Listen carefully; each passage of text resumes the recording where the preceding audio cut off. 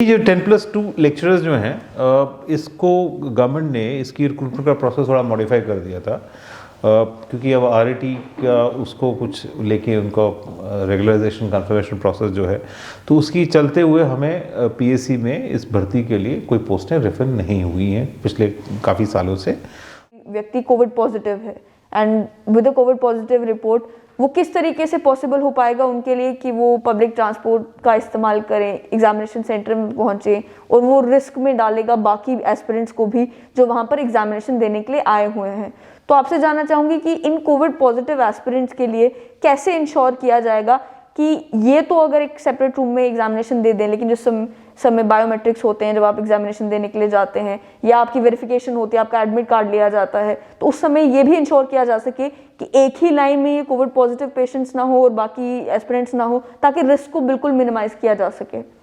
देखिए ऐसा है कि first let's not belittle the challenge by the COVID. It's a pandemic. जो प्रोसिक्यूटिंग ऑफिसर का एग्जाम भी है, we will be taking all precautions. We are monitoring the situation. We are also cognizant of the fact कि हम किसी बच्चे को unnecessarily expose नहीं करना चाहेंगे और ना ही करना है। But जैसे जैसे कोविड-19 के केसेस जम्मू कश्मीर में बढ़ रहे हैं, वैसे वैसे एस्पिरेंट्स की एप्रीहेंशन भी बढ़ रही है कि क्या वो रिक्रूटमेंट के प्रोसेसेस जो स्केड्यूल्ड डेट्स पर अब बता दिए गए हैं कि एग्जामिनेशंस होंगे, वो एग्जाम्स कहीं पोस्टपोन तो नहीं हो जाएंगे। वहीं एक तरफ एक सेक्शन वो भी है एस्पिरेंट्स का जो ये चाहता है कि इन एग्जामिनेशंस को फिलहाल के लिए पोस्टपोन कर दिया जाए जब तक कोविड-19 के केसेस थोड़े कम ना हो जाएं, और वो एस्पिरेंट्स जो कोविड पॉजिटिव्स हैं उनकी अलग मांग है, वो ये कहते हैं कि हम किस तरीके से एग्जामिनेशन सेंटर तक पहुंच पाएंगे। इस सभी पर बात करने के लिए और ये जानने के लिए कि इन पिछले सालों में किस हद तक रिक्रूटमेंट को स्ट्रीमलाइन कर दिया गया है और कितनी नई वैकेंसीज जो हैं वो एडवर्टाइज आने वाले समय में होने वाली है, और कितने रिक्रूटमेंट की अपॉर्चुनिटीज़ जम्मू कश्मीर के युवाओं के लिए आने वाले समय में सामने आएंगी, मेरे साथ बात करने के लिए Jammu Kashmir public service commission के चेयरमैन मिस्टर BR शर्मा हैं। सबसे पहले तो mister Sharma, thank you for giving us time. अभी इस समय बात की जाए तो कोविड-19 के इस पीरियड में JKPSC ने कितने एग्जामिनेशंस फिलहाल कंडक्ट करवा लिए हैं और आने वाले टाइम में अब कितने और एग्जामिनेशंस होने बाकी हैं? थैंक यू वेरी मच कि आपने मुझे जो एक्सपीरियंस है उससे रूबरू होने का मौका दिया आपके माध्यम से। और जैसे आपका सवाल ये है कि कोविड के दौरान कितने, क्योंकि हमारे सिर्फ एग्ज़ाम नहीं, हम तो एग्ज़ाम के साथ इंटरव्यू भी कराते हैं और DPCs भी कराते हैं, और तीनों प्रोसेस जो है पिछले जो कोविड-19 का डिसरप्शन आई है उसके बावजूद हमारी कोशिश रही है कि बिल्कुल ठीक तरीके से चले, और हमारे काफ़ी सारे एग्ज़ाम हैं जो मुकम्मल भी हो चुके हैं, जिसमें पिछले सबसे बड़ा एग्ज़ाम तो हमारा जो है JNK एडमिनिस्ट्रेटिव सर्विस का था, वो प्रिलिमिनरी एग्जामिनेशन उसका हो चुका है। अब मेंस कंडक्ट करने वाले हैं। हमारे असिस्टेंट रजिस्ट्रार कोऑपरेटिव्स का है, तो उसके अब इंटरव्यूज़ करने की हम स्थिति में हैं कि हम इंटरव्यूज़ उसकी करने के लिए जाएंगे। हमारा असिस्टेंट इंजीनियर जो PWD और पब्लिक हेल्थ इंजीनियरिंग जल शक्ति विभाग में था, उसका हम रिज़ल्ट भी, इंटरव्यूज़ रिटन भी कर चुके हैं, इंटरव्यू भी कर चुके हैं। अब उसकी रिकमेंडेशंस भी स्टेट गवर्नमेंट को भेजी जा रही हैं। इसके अलावा हमारे पास जो हेल्थ डिपार्टमेंट में डॉक्टर्स के हैं, असिस्टेंट प्रोफेसर्स के हैं, लेक्चरर्स के हैं, उनकी तकरीबन 300 से ज़्यादा रिकमेंडेशंस हमारी जा चुकी हैं। और ये तो जो रिक्रूटमेंट प्रोसेस है, और इसके साथ DPC जो हैं वो अलग अलग हमारे जितने मेरे जो ऑनरेबल कोलीग्स हैं वो हर डिपार्टमेंट की DPCs करते हैं, वो इसमें तो कोशिश यही रहती है कि टेक्नोलॉजी का इस्तेमाल किया जाए, और यहाँ पे अगर कोविड के कारण डिसरप्शन होता है तो वीडियो कॉन्फ्रेंसेस की या वर्चुअल DPCs होल्ड करके वो काम चलाया जाए, और इसको डिसरप्शन को बिल्कुल मिनिमाइज़ करने की हमारी कोशिश रही है। अभी अगर बात की जाए तो आने वाले टाइम में भी प्रोसिक्यूटिंग ऑफिसर के भी एग्जामिनेशंस होने हैं, वो कंबाइंड कॉम्पिटिटिव एग्जाम्स के मेंस एग्जामिनेशंस भी होने हैं। तो बहुत सारे एस्पिरेंट्स ये जानना चाहते हैं कि क्या कोई चेंज अब उस सेट शेड्यूल में आने वाला है, क्या कोविड की वजह से कोई पोस्टपोनमेंट के चांसेस हैं, या फिर जो लोग कोविड पॉजिटिव इस समय हैं या वो लोग जो उन एरियाज़ में हैं जिन एरियाज़ को माइक्रो कंटेनमेंट जोन डिक्लेयर कर दिया गया है, उन्हें किस तरीके से फैसिलिटेट किया जाएगा एग्जामिनेशन देने के लिए? देखिए ये जो आपने 2 एग्ज़ाम का खास करके जिक्र किया, इस समय हमारा जो प्रोसिक्यूटिंग ऑफिसर का एग्ज़ाम है वो 31 जनवरी से शेड्यूल डेट है और 10 दिन के लिए एग्ज़ाम चलेगा। अभी उसमें कोई चेंज नहीं है। इसी तरीके से हमारा जो जम्मू कश्मीर एडमिनिस्ट्रेटिव सर्विस का जो मेन रिटन एग्ज़ाम है वो 8 मार्च को जो है शेड्यूल्ड है उस दिन। और ये बात मैं पहले भी आपको ज़रा वाजे कर दूं कि ये दोनों डेट्स ऑलरेडी इफेक्टिव डेट्स हैं। कि जो प्रोसिक्यूटिंग ऑफिसर्स का जो हमारा एग्ज़ाम था वो पहले 27 दिसंबर से होना अनाउंस था। हमारे सारे इंतज़ाम मुकम्मल हो चुके थे, पर किसी वजह से जब कैंडिडेट्स ने काफ़ी उसमें कहा कि नहीं ठंड है, चिल्ले कला है, जबकि हमारे सेंटर्स में पूरा उस तरीके का इंतज़ाम था अब 31 से, तो इस समय इसको आगे ले जाने की कोई इसमें गुंजाइश नहीं है। इसी तरीके से क्योंकि इसके साथ हमारा JNK एडमिनिस्ट्रेटिव सर्विस का एग्ज़ाम है वो एकदम ये 10 फरवरी को एग्ज़ाम ख़त्म होगा, 8 मार्च को वो एग्ज़ाम शुरू हो जाएगा। तो अभी वो बिल्कुल शेड्यूल डेट पे होंगे। जहाँ तक आपने सवाल किया कि स्पेशल अरेंजमेंट्स क्या है, देखिए इसी दौरान जो है अभी जो थर्ड वेव की जिसकी हम बात कर रहे हैं, हिंदुस्तान के अलग अलग राज्यों में अलग अलग तरीके से कहीं ज़्यादा बढ़ रहे हैं, कहीं कम बढ़ रहे हैं।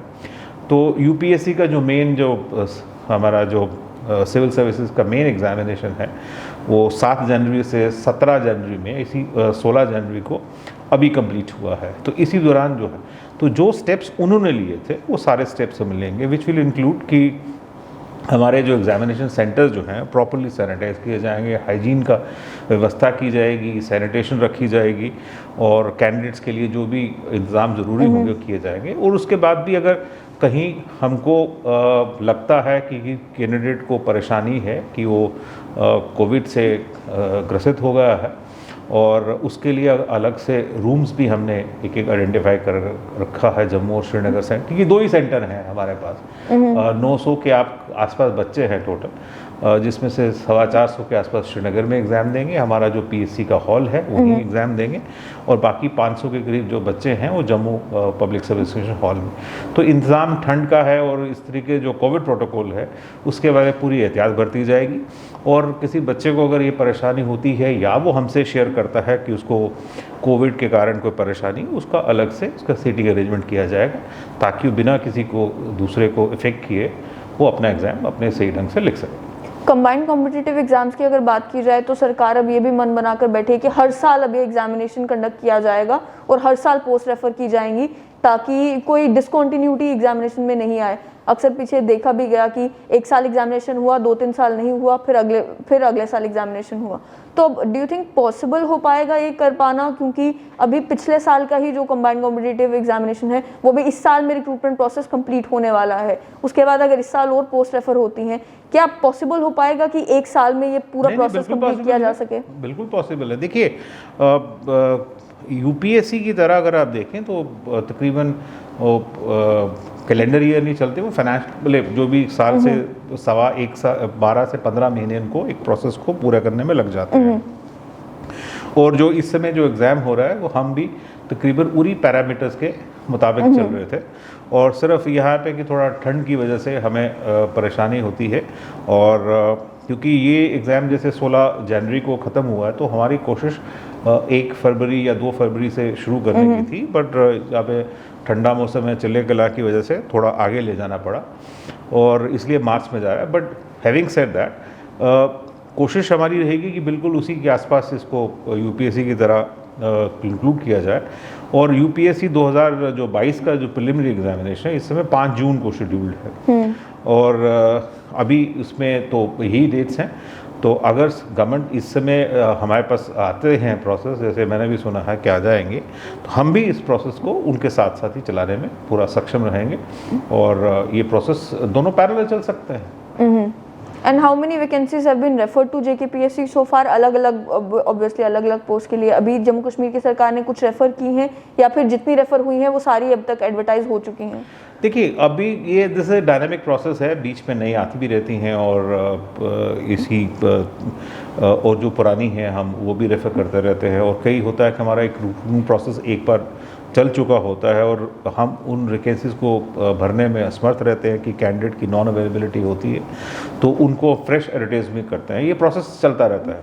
तो इस समय अगर आप हमारी वेबसाइट पे जाएं, बड़ी डायनामिक और एक्टिव इसमें चली होंगी काफ़ी सारी। मोटा मोटा मैं सिर्फ ये बता दूं कि हमारे पास जो मेडिकल ऑफिसर्स हैं तकरीबन 600-700 वैकेंसीज उसके लिए एडवर्टीजमेंट इशू हो चुकी है। लास्ट डेट इसी महीने के आखिर में है, उसका रिटन एग्ज़ाम होगा। इसी तरीके से आयुर्वेदिक और यूनानी डॉक्टर्स हैं जो कॉलेजेस 2 हमारे हैं, उसमें असिस्टेंट प्रोफेसर्स की वो ऐड चली हुई है, लोग applications we have asked for that. इसी तरीके से हमारे जो सुपर स्पेशलिटी हॉस्पिटल्स हैं, असिस्टेंट प्रोफेसर्स, लेक्चरर्स, उनकी तकरीबन 200 से ज़्यादा वैकेंसीज़ जो हैं नई भी हैं, बैकलॉग वैकेंसीज़ भी हैं। तो 1000 के आसपास ये मेडिकल फील्ड में अलग अलग कॉलेजेस और स्ट्रीम्स में से हम रिलीज़ कर चुके हैं, जो प्रोसेस चल रहा है। इसी तरीके से जो हमारा हायर एजुकेशन में है ये, तो वहाँ पे भी 173 लोगों की जो असिस्टेंट प्रोफेसर्स की वो ऐड हो चुकी है। कुछ लोगों में कमियाँ थी तो हमने डॉक्यूमेंट अपलोड करने के लिए बच्चों को थोड़ा समय दिया था। उसके अलावा हमने कोई इसी तरीके से 120-25 के आसपास जो है 120-125 के आसपास जो बैकलॉग वैकेंसीज़ हैं वो हमने एडवर्टाइज़ की हैं।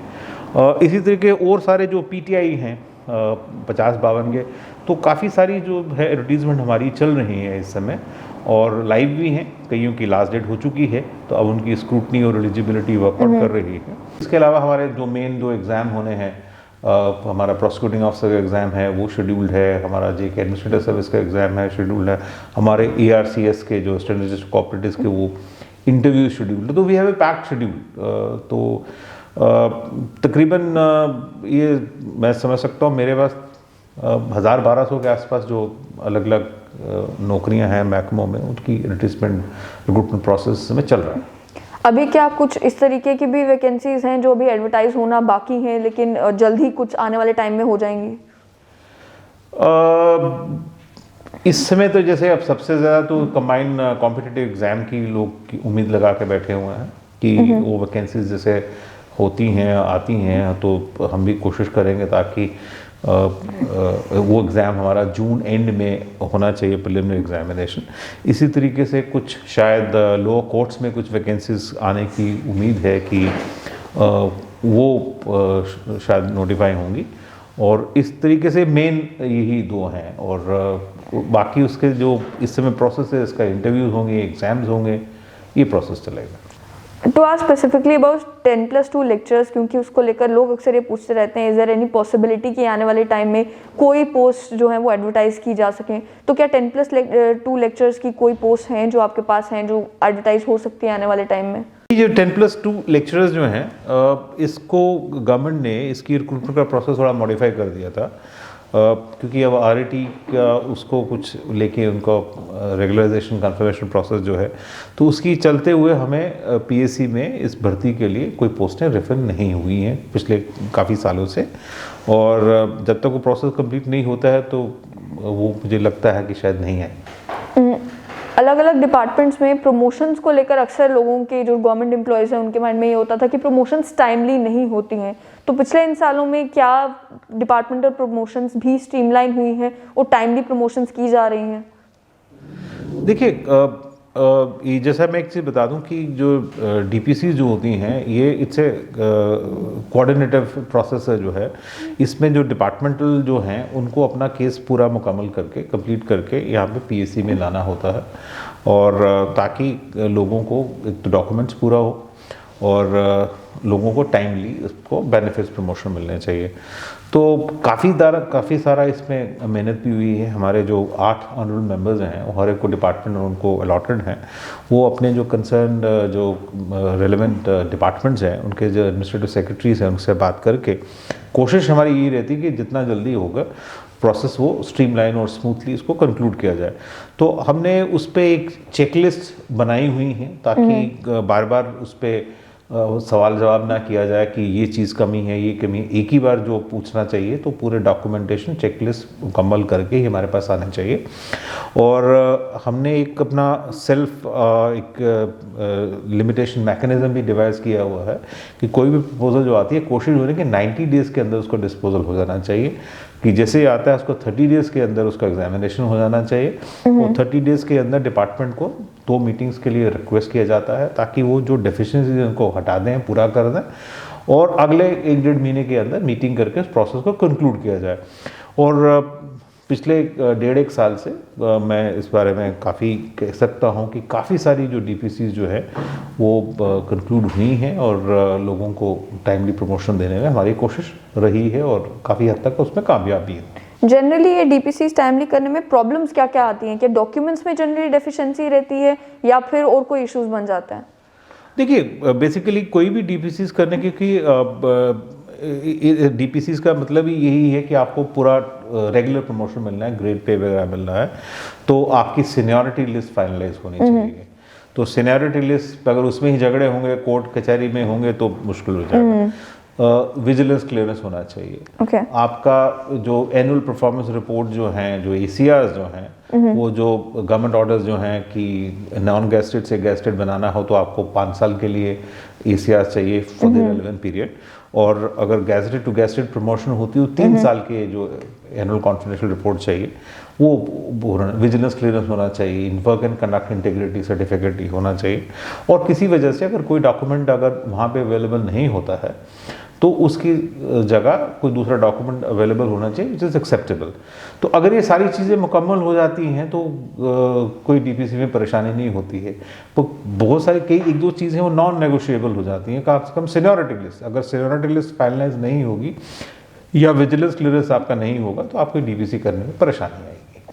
मेजॉरिटी अगर बात की जाए भी जो सिविल सर्वेंट्स हैं उनके भी डिपार्टमेंटल एग्जाम्स कंडक्ट करवाती है JKPSC, तो उन डिपार्टमेंटल एग्जाम्स को क्या ये ऑफिसर सीरियसली लेते हैं, और डिपार्टमेंटल एग्जाम्स में क्या वो अपेयर भी होते हैं, और उसे क्लियर करने का फ़ायदा आखिर क्या होता है? देखिए, डिपार्टमेंटल एग्ज़ाम जो होते हैं, एक तो आप एक कॉम्पिटिटिव एग्ज़ाम के थ्रू आप डिपार्टमेंट में एंटर कर जाते हैं, पर जब डिपार्टमेंट में काम करते हैं उसके जो रेलेवेंट एक्ट आप इम्प्लीमेंट करते हैं, जो आपकी फंक्शनल रिस्पॉन्सिबिलिटीज़ हैं, उसको समझने में जो उसकी रूल्स रेगुलेशन जो उस डिपार्टमेंट को रेलेवेंट होते हैं उसको पढ़ना और जानना ज़रूरी होता है। तो उसके लिए आपको एक ज़रूरत होती है कि वो डिपार्टमेंटल एग्ज़ाम है आपको उन सब्जेक्ट्स पे या उन रेलेवेंट एक्ट्स पे, रेगुलेशंस पे टेस्ट करता है जो आपने एज ए ऑफिसर उसको इम्प्लीमेंट करना है। आप अगर एक्साइज डिपार्टमेंट में हैं तो वैसे कानून होंगे, रेवेन्यू डिपार्टमेंट में जो कानून है तहसीलदार आप इम्प्लीमेंट करेंगे, अगर आप इंजीनियरिंग डिपार्टमेंट में आपको अकाउंट्स आना चाहिए, अगर आप अकाउंट्स डिपार्टमेंट में हैं तो आपको फाइनेंशियल कोड वगैरह आना चाहिए। तो वो रेलेवेंट सब्जेक्ट पे असेस करते हैं, तो उसका डिपार्टमेंट सिलेबस भी होता है। और कईयों जो डिपार्टमेंट की प्रमोशंस और कन्फर्मेशन जो होती हैं कि इस पार्ट ऑफ प्रोबेशन कि अगर आपको करेंगे एग्ज़ाम तो तभी आपकी प्रोबेशन कंफर्म होती है कि, और तब आपको फ्यूचर प्रमोशंस के लिए क्लियर माना जाता है। तो ये डिपार्टमेंटल एग्ज़ाम सिर्फ प्रमोशन के लिए ही ज़रूरी नहीं है, बट आपकी इफ़ेक्टिव फंक्शनिंग के लिए भी आपको कि अपनी सब्जेक्ट की और डिपार्टमेंट की जानकारी होनी चाहिए, उसके लिए आपको डिपार्टमेंटल एग्ज़ाम क्लियर करना आपके लिए खुद के लिए ही बहुत ज़रूरी है। और do officers take it seriously? Yes they do, because promotion किसको बुरी लगती है या नहीं चाहिए होती है। तो और डिपार्टमेंट जब इंसिस्ट करता है कि इसके बगैर आपको प्रमोशन नहीं मिलेगी या ग्रेड रिलीज नहीं होगा तो करते हैं, और जब तक कानून आप पढ़ेंगे नहीं तो इम्प्लीमेंट क्या करेंगे। ट्रू। अब एंड में दोबारा से वो लोग जो कोविड पॉजिटिव हैं उनके अप्रीहेंशंस रहती हैं, उसकी अगर बात की जाए एग्जामिनेशन के रिक्रूटमेंट के लिए, प्रोसिक्यूटिंग ऑफिसर हो या ये केस मेंस की अभी एग्जामिनेशन हो, तो जनरली जो आर्गुमेंट पेश की जाती है वो ये है कि अगर कोई व्यक्ति कोविड पॉजिटिव है and with a Covid positive report, वो किस तरीके से पॉसिबल हो पाएगा उनके लिए कि वो पब्लिक ट्रांसपोर्ट का इस्तेमाल करें, एग्जामिनेशन सेंटर में पहुंचे, और वो रिस्क में डालेगा बाकी एस्पिरेंट्स को भी जो वहां पर एग्जामिनेशन देने के लिए आए हुए हैं। तो आपसे जानना चाहूंगी कि इन कोविड पॉजिटिव एस्पिरेंट्स के लिए कैसे इंश्योर किया जाएगा कि ये तो अगर एक सेपरेट रूम में एग्जामिनेशन दे दें, लेकिन जिस समय बायोमेट्रिक्स होते हैं जब आप एग्जामिनेशन देने के लिए जाते हैं या आपकी वेरिफिकेशन होती है, आपका एडमिट कार्ड लिया जाता है, तो उस समय ये भी इंश्योर किया जा सके कि एक ही लाइन में ये कोविड पॉजिटिव पेशेंट्स ना हो और बाकी एस्पिरेंट्स ना हो, ताकि रिस्क को बिल्कुल मिनिमाइज किया जा सके। देखिए, ऐसा है कि first let's not belittle the challenge by the COVID. It's a pandemic which is staring at all of us. और सिर्फ ये सबकी जिम्मेदारी बनती है कि आप कोविड एप्रोप्रिएट बिहेवियर का पालन करें और उसके तहत अपने आप को भी सुरक्षित रखें और आपके आसपास जो रहते हैं वो भी सुरक्षित रहें। हैविंग सेड दैट कि this is become a fact of life कि आप इससे आप, और ये भी आपको मालूम नहीं है कब खत्म होनी है, और वेव की तरह आती है। This is the third wave and there is no guarantee they can't be fourth wave और फिफ्थ वेव। अगर आप यूरोप या वहाँ देखें तो कहीं फोर्थ वेव भी शुरू हो गई है, कहीं फिफ्थ वेव की बारी हो रही है, और ये इसके वेरिएंट हैं। अभी ओमाइक्रॉन है और you don't know, I am not a scientist so I can't comment on that. So but जो कोविड एप्रोप्रिएट बिहेवियर है उसके चलते आपको आगे चलना है, और इसके से जो ज़िंदगी का जो पहिया जो घूम रहा है वो भी घूमता रहेगा। एग्ज़ाम भी होंगे, इंटरव्यूज़ भी होंगे, और वो सारा प्रोसेस है कि बच्चे उम्र रुकेगी नहीं, बढ़ेंगे, ओवर एज भी होंगे, तो उन सबको मदद एग्ज़ाम भी करने पड़ेंगे, इंटरव्यू भी कराने पड़ेंगे ताकि लोगों को नौकरियां हासिल हों और लोग अपने काम पे आगे चल सकें। अब रही बात की जो प्रोसिक्यूटिंग ऑफिसर के लिए, देखिए इस समय जो जितनी भी साइंटिफिक एविडेंस है वो ये कहती है कि जिस किस्म का भी स्ट्रेन है ये थोड़ा माइल्डर किस्म का है और 5 से 7 दिन में ये खुद सी हो जाता है। तो आज जैसे आज 19 तारीख है तो अभी भी हम 10-12 दिन दूर हैं, तो अगर इस समय भी किसी को अनफॉर्चुनेटली अगर वो is expose to the Covid thing तो ही still has time to recover. So there is nothing much to worry about it कि उसको इनफैक्ट आइसोलेशन में होकर अपनी पढ़ाई लिखाई पे ध्यान देना चाहिए, और वो कोविड एप्रोप्रिएट बिहेवियर भी रहेगा, अपनी पढ़ाई की तैयारी भी कर सकता है। But if having come closer to the exam 31 से पहले अगर कुछ ऐसी चीज़ होती है तो उसके लिए जैसे मैंने शुरू में ही कहा था कि हम उसके लिए अलग से रूम्स रखेंगे ताकि बच्चे अपने आप को अलॉन्ग विद सेफ्टी प्रिकॉशंस और वो अपना एग्ज़ाम उस पर दे सकें। और रही बात अब कि ट्रांसपोर्ट में कैसे आएगा, तो किस तरीके से, आई एम श्योर कि यहाँ पे लोगों के पास अपने साधन हैं आने के लिए, नहीं है तो अपने जो जान पहचान वाले हैं वो उनको छोड़ सकते हैं, उनको ले भी जा सकते हैं। और अभी जैसे मैंने शुरू में कहा कि इस समय दिल्ली में पिछले दिनों में जब 25 से 30 हज़ार के केसेस, यूपीएससी के हमारा जो मेन सेंटर है वो दिल्ली में होता है, तो उन्होंने भी यही प्रिकॉशंस लेते हुए उसका एग्ज़ाम करवाया है और वो स्मूथली कंडक्ट हो गया है। 9,500 बच्चे जो हैं उसमें अपीयर हो चुके हैं, और हम वही सारी सेफ्टी प्रोटोकॉल और प्रिकॉशन जो हैं वो सारी यहाँ पे लेंगे। और बाकी कोई गारंटी नहीं है कि जैसे अगर आप कह रहे हैं कि इसको थोड़ा आगे कर लिया जाए, थोड़ा पीछे कर लिया जाए, तो वो किसी गारंटी कि अगले 10 दिन में ठीक होगा, महीने बाद ठीक होगा। पता लगा कि आपने बहुत आगे कर दिया एंड अभी तो एकदम ठीक ठाक होगा, और फिर एकदम आपका केसेस स्टार्ट हो गए, किसी को उम्मीद नहीं थी। आई विल जस्ट, ये शायद कई बच्चों की मन में थोड़ा ये भी होता है कि कुछ और समय मिल जाएगा तैयारी करने के लिए, या एग्ज़ाम रिलेटेड प्रेशर और स्ट्रेस भी होता है कि जब पिछले दिनों अक्टूबर में उस समय कोई कोविड नहीं था, और जब हम प्रिलिमिनरी एग्जामिनेशन जेके एडमिनिस्ट्रेटिव सर्विस का 24 अक्टूबर को हम कर रहे थे तो देवर बैड वेदर एडवाइजरीज थी पहले।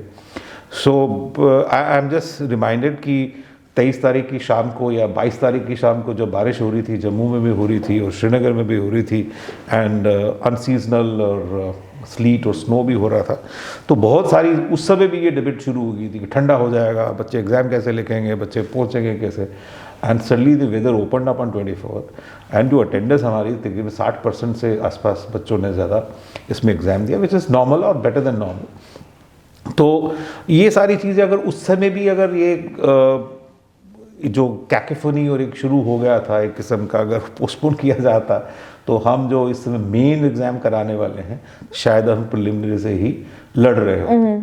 और इसी तरीके से मैं ये कहता हूँ कि जो प्रोसिक्यूटिंग ऑफिसर का एग्ज़ाम भी है, we will be taking all precautions, we are monitoring the situation, we are also cognizant of the fact कि हम किसी बच्चे को अननेसेसरीली एक्सपोज नहीं करना चाहेंगे और ना ही करना है। बट ये एक बैलेंस करके देखना पड़ेगा कि एक कोविड है, चैलेंज है, आप उसके लिए कोविड एप्रोप्रिएट बिहेवियर लीजिए, आप अपने आप को सुरक्षित रखिए, लोगों को सुरक्षित रखिए, but at the same time जो प्रोसेसेस हैं एग्ज़ाम के वो चलते रहेंगे और चलेंगे। Towards the end, what kind of a grievance redressal mechanism does JKPSC have क्योंकि अक्सर जब एस्पिरेंट्स की कोई भी परेशानी होती है, चाहे उनको वेबसाइट में कुछ एरर्स आ रहे हों while they filling up their application forms, या फिर ये डेट्स पोस्टपोनमेंट को लेकर या डेट को कहीं एक्सटेंड करने को लेकर कोई अगर रिप्रेजेंटेशन देनी हो, तो अक्सर देखने को ये भी मिलता है कि they choose to go towards media, कि मीडिया में किसी को अप्रोच करेंगे, फिर या तो अखबार में खबर आएगी तो फिर जाकर जेकेपीएससी को भी लगेगा कि ये इन्फॉर्मेशन है, ये प्रॉब्लम्स हैं, इन्हें करेक्ट करने की ज़रूरत है। क्या जेकेपीएससी में ही कोई ऐसा ग्रीवेंस रिड्रेसल मैकेनिज्म है in which they can contact JKPSC directly and उनकी उन रिप्रेजेंटेशंस को सुना भी जाए एंड उसके बाद करेक्टिव मेजर्स अगर देने की ज़रूरत है तो वो लिए भी जाए? देखिए, जहाँ तक ग्रीवेंस रिड्रेसल मैकेनिज्म की बात है, it's a open world and we are free and accessible to everybody. कोई भी मीडिया के पास जा सकता है, बट केवल बच्चों को लगता है कि शायद मीडिया में जाने में उनको आसानी होती है और उनको फटाफट, और यहाँ पर ईमेल है, बच्चे ईमेल कर सकते हैं, हमारे फ़ोन नंबर अवेलेबल हैं एंड हम और हमारे जितने मेंबर्स हैं तकरीबन इसी माशरे से आते हैं और छोटा दुनिया है, सब जानते हैं एक दूसरे को, तो ग्रीवेंस पहुँचाने में और उसको ग्रीवेंस रिड्रेसल करने में कोई हमें परेशानी नहीं है। हमारा स्ट्रक्चर्ड एक मैकेनिज़्म है। हमारे पास जो भी ईमेल आती है या किसी किस्म का व्हाट्सएप मैसेजेस भी लोग करते हैं, वी टेक कॉग्निजेंस और उसको हम एक्सेप्ट करते हैं, रिजेक्ट करते हैं, पर प्रोसेस और एग्जामिन ज़रूर करते हैं।